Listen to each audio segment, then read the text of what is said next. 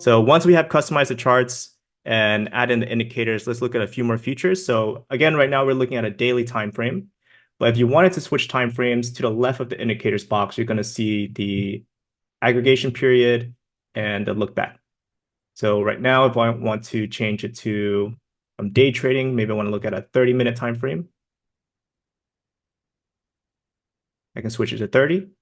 Anyone that is scalping, maybe want a smaller time frame, 5-minute, 1 minute, all of this is available here on the charts. Okay, so you can change it to whatever time frame you're looking for.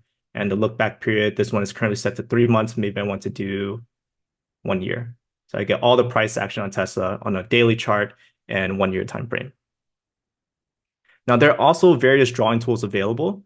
So you can create price levels, trend lines, Fibonacci retracements. All this is available in the drawing tools drop-down menu. So if you go here, you're going to see price levels, trend lines, whatever you're looking for, it's probably right here. So just an example, let's draw a price level on Tesla. Maybe I want to see if the price gets to this gap right here at 206. So I'm going to drop my price line there. Let's make it a little bit thicker so it's easier to see.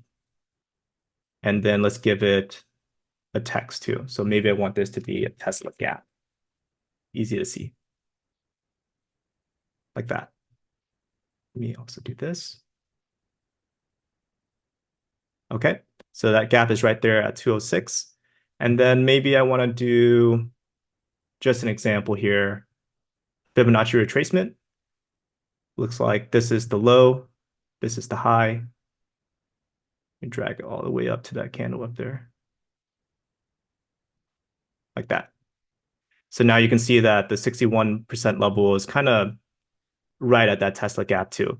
Right now, these are showing in decimal points. So anytime you want to adjust any one of your indicators, or drawing tools, whether it's your price line, whether it's a Fibonacci retracement, just double click on it. For example, if I double click anywhere in this shaded area for the fibs, you're going to get the settings menu pop up.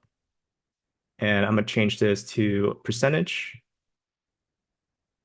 Now these are all showing as percentages. If I want to remove any drawing tools, because right now we have a whole bunch of colors going on, I can just either right click and remove drawing, or I can double click and then the remove drawing menu is also here at the bottom. Okay. So for now, I'm just going to right click and then remove the drawing. Whoops. Same thing for the price line here on the Tesla gap. I can double click, remove drawing is here in the bottom right corner, like that. Okay. So I hope this kind of gives you a quick jump start on how to customize your charts and use the tools. So there's a lot of information here, just and different indicators that you can look through. Take your time, go through it, and explore everything that's available there. Okay. Now, it's also a good idea to save your chart settings. In the top right corner, you're going to see a save and a load button. So if you save this, it will be as like insurance. By default, the platform is going to always save your charts. But just as some insurance, you may just want to save it somewhere in your computer. Or if you're trading with friends, you can save it and then send it to them. They can load it up, their charts as well. Or maybe just using different setups and you can load up one and then load up another one as well. So save and load features is up there in the right corner. I'm also going to remove volume just because it's becoming a little bit too much colors here. So I'm going to go back to the indicators library. So anytime you want to remove any indicators, just go and expand the indicators library here. Any tools that you have will be on the right side. Whoops. And then I can just click these X and remove them. So right now I'm going to remove the volume. Let's remove the propulsion. Close it out.